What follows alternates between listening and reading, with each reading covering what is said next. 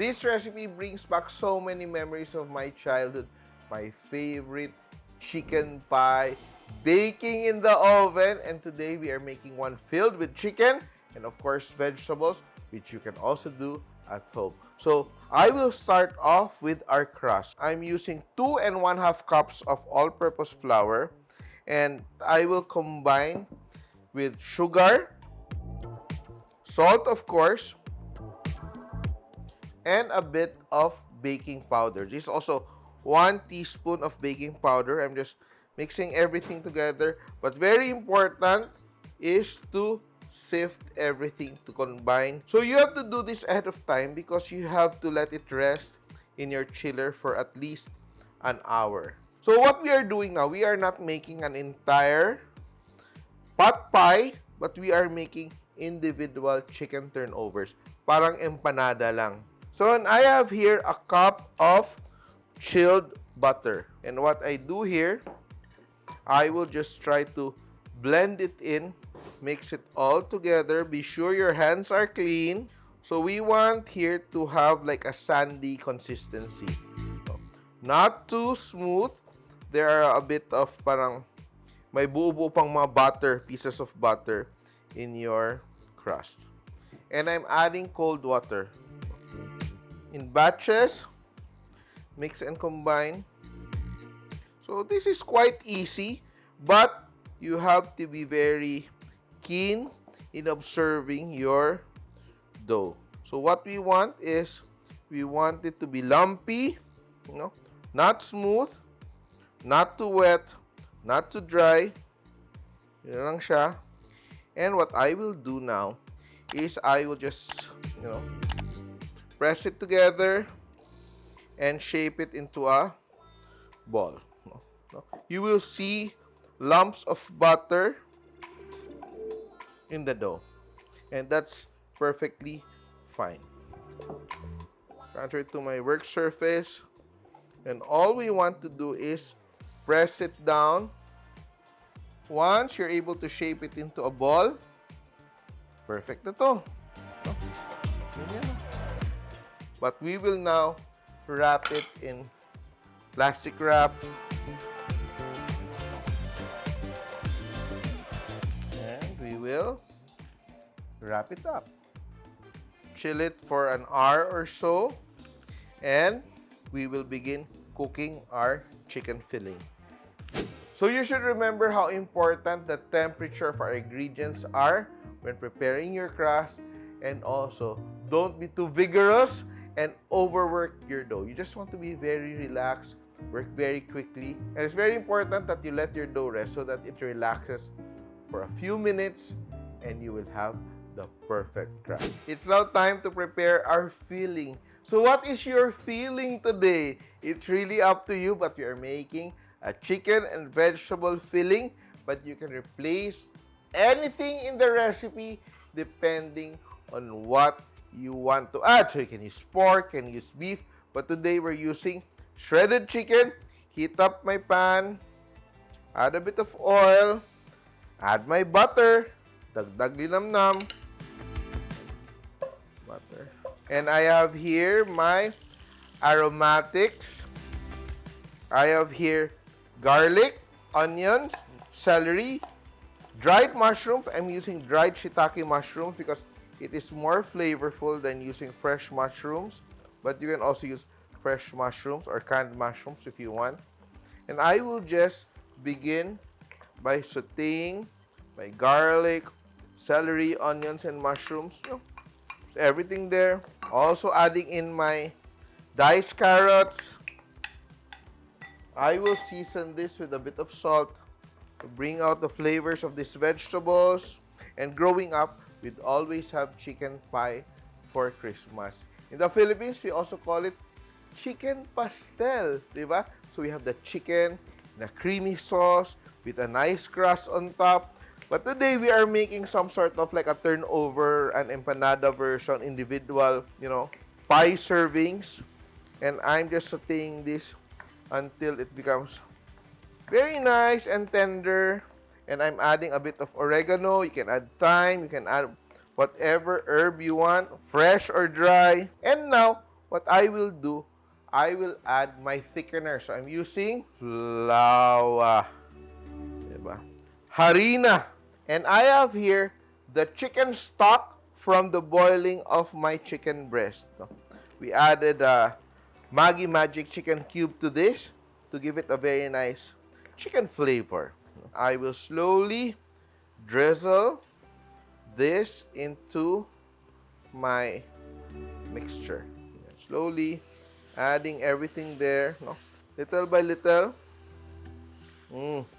Thick, very thick, no? So it doesn't melt out of our chicken pie. And I will also add now my all-purpose cream. Mas malinamnam, creamy chicken filling. Very pasty consistency if you noticed. And I will add all my shredded chicken breast. And I will also add a bit of whole corn kernels. And I will season this with around 2 tablespoons of patis. Mix it all together. Properly, you can add green bell peppers. You can add potatoes or what you want. Now, I will turn off the heat and I will add my cheese. Mix everything. And it's very important, before using this or filling your pie, you have to let it cool down. I will add a bit of freshly cracked black pepper. You can also add chopped parsley. You can add like chopped olives. You can add bacon. You can add sausage. It's really up to you. And I will just show you. So when you add it as filling to your pies, it will hold its shape. You see, it holds its shape. It's not runny. I will just give it a taste. Stop. And we will transfer our chicken filling and let it cool down completely. Ito pa lang ang sarap na. So this will turn out like a sweet, salty, savory combination because the crust is a bit sweet because of the sugar. So we will let this cool down until it reaches at least room temperature, or we can also chill it in the fridge to be a bit slightly cooler, as cool as our crust. And now we are ready to shape our pies. So this is our dough, which has been chilling for close to 1 hour. And I will just dust this with flour. Yan. And I will just quarter it like making pizza. Now that's portioned off. Dust everything and roll. Roll into a ball. Let it rest. Don't overhandle your dough again. Very cold, but not frozen. We don't want it to be frozen because if it's frozen, you won't be able to handle it and roll it out. Good. We have 8. Probably can make 4. A batch of 4. Egg wash. Combination of an egg yolk, milk, fresh milk. I'm using fresh milk. And a pinch of salt. So that will be my adhesive to seal the turnovers or the chicken pies, and it will also be used as a glaze. So here we have our dough ball. Dust it and roll out. Center, rolling out. Turn, center, roll out. And you will see, you will notice there are still like lumps of butter. And what we will do, we will fold it that way. So you want to be able to roll it out bigger. Yan. Are we ready? And we will scoop our filling. I will use 2 scoops of this. Chunky chicken. What I do, get the tip of the brush and just wet the edges. So this will seal off our pies. Fold over, be gentle, and press. This is going to be so masarap, no? But I'm just using that wax paper. Probably I can make 4 for this batch. And we will be ready to bake. And What we will do now is we will brush with our egg wash. This will give it a nice gloss. We will poke holes so that our pies do not explode. All the steam can escape and it won't break the crust. This one, I'll just put a little bit of dried parsley. Time for us to pop it into the oven. And this will bake for around 15 to 20 minutes until you have a nice golden crust. So ideally, whenever you're baking something like this, you want to have your cold pastry and hot oven. So it like puffs up. So let's see the results. We will clean up and we will taste it later on. Look at that. Chicken pies. And let's transfer them to the cooling rack.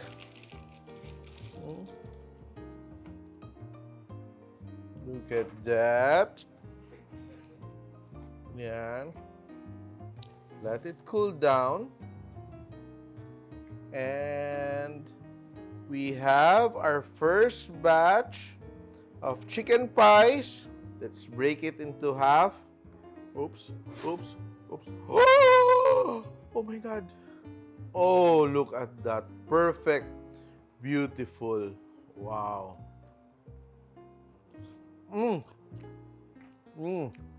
Nice, flaky, buttery crust. Ang sarap ng dried shiitake mushrooms. Grabe. You want some? Ay, kailangan yung gumawa. And if you're loving this recipe, just like I am enjoying this one, please subscribe to the Chef Tatung YouTube channel and learn simple recipes. This one not so simple. Some more simple than this one, but all recipes are delicious and you can make by yourself at home. So try this recipe at home. Our chicken pies. Simple.